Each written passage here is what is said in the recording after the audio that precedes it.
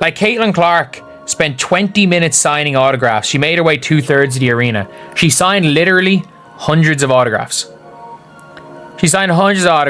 And if you guys didn't see that game today, there were as many Fever fans as there were Sky fans. The WNBA has been wrestling with this phenomenon for over a year, and now it's slammed into Chicago like a freight train.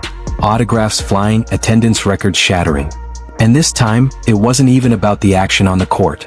Still, the Indiana Fever made its presence felt, crushing the Chicago Sky 93-78 in a show-stopping performance. So once again, the god Caitlin Clark came and bricked Barbie's house, scraped her goofy ass even on her off day, and took over her arena signing autographs. You see, Black Clan, this is what the face of the league looks like, ladies and gentlemen. Caitlin Clark, everybody wanting to get a signature of the most electrifying woman in women's basketball, man. Bricklayer. No, this wasn't about basketball as usual.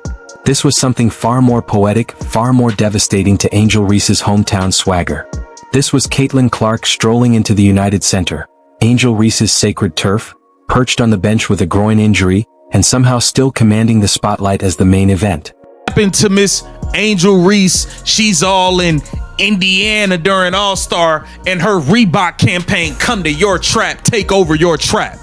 What happened to that? Because it looked like Caitlin Clark went to Chicago and took the city over. It looked like she took the city over. She took your trap over. Caitlin Clark. It was more fans running. They was running down on Caitlin Clark like she was Michael Jordan. Angel Reese is sidelined with a back injury. Caitlin Clark is nursing a groin strain that's kept her out for 4 straight games. And yet, when the Indiana Fever rolled into Chicago, it might as well have been carrying the Pope himself. The United Center, moved to its 20,000 seat capacity specifically for the actual queen of the WNBA, was transformed into Clark's personal autograph fest long before tip-off. And the Fever played the Chicago Sky on Barbie Night, of which Angel Reese was not in the game. She is who Barbie Night is pretty much named after, but she is out with a back injury. As a matter of fact, many of their players are out. Mariah Jefferson is out. Haley Van Lith is out. Again, Angel Reese is out. So this game, in my mind, was pretty much a lock. And I gotta say, it was not the funnest game. And the fact that the Chicago Sky even brought it back, they were just killing them by the first half. If you're enjoying this, hit subscribe. Caitlin Clark in Chicago. This was the purest form of basketball domination without even touching the court. She spent 20 full minutes roaming the United Center, signing autographs for fans, making her way through 2/3 of the arena. And when security tried to shepherd her into the tunnel like any ordinary player, she didn't stop.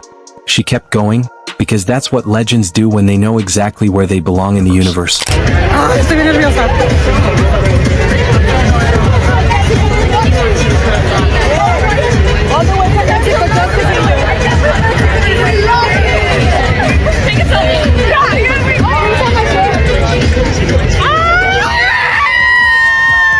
And here's the kicker that should make every Angel Reese fan rethink the basketball hierarchy. These weren't Indiana Fever fans visiting Chicago. These were Chicago fans in Angel Reese's own backyard, scrambling for Caitlin Clark's autograph. One fan even tried to get her to sign Chicago Sky merchandise, and Clark politely declined. Because even injured, even sitting on the bench, Caitlin Clark has standards. You can never do this in Indiana or in any arena, because we don't come to see you, bricklaying sloth. Caitlin Clark is the official owner of Chicago, man.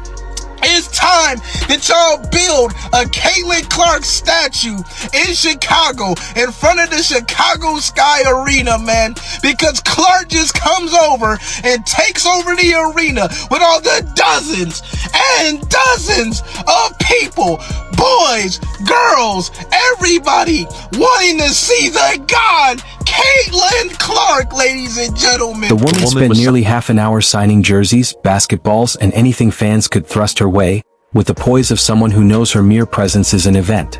Meanwhile, Angel Reese was presumably sidelined with her back injury, watching her home crowd lose their minds over her biggest rival, who didn't even lace up her sneakers that day.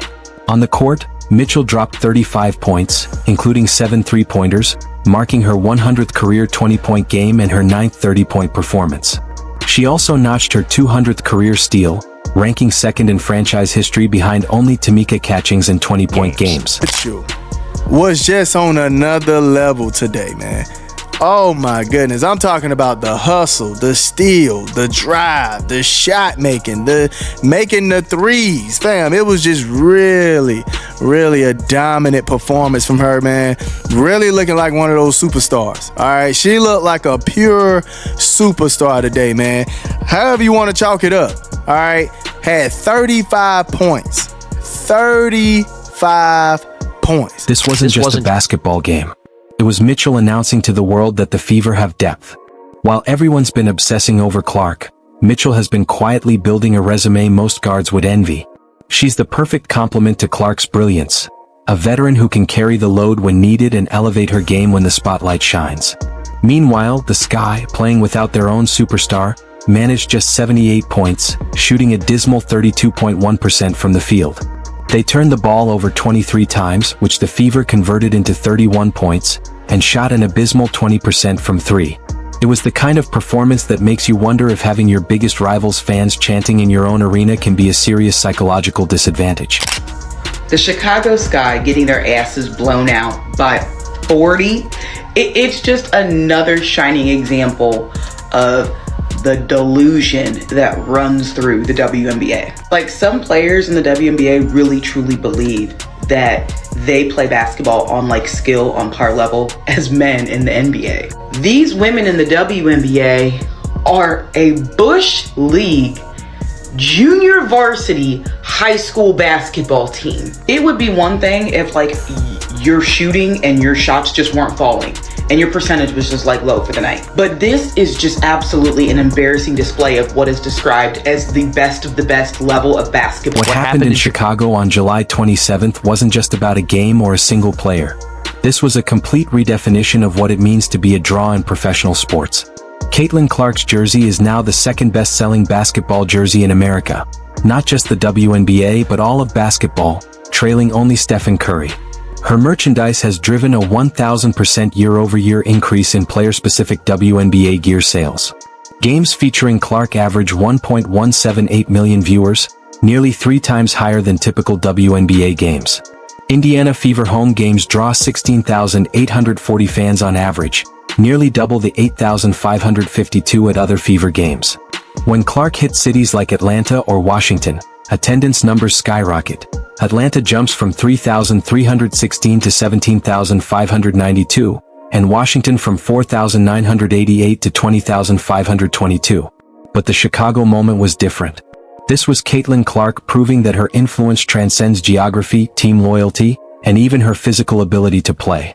She turned a 20,000-seat arena in her rival's hometown into her personal meet and greet, and she did it while in street clothes, nursing an injury.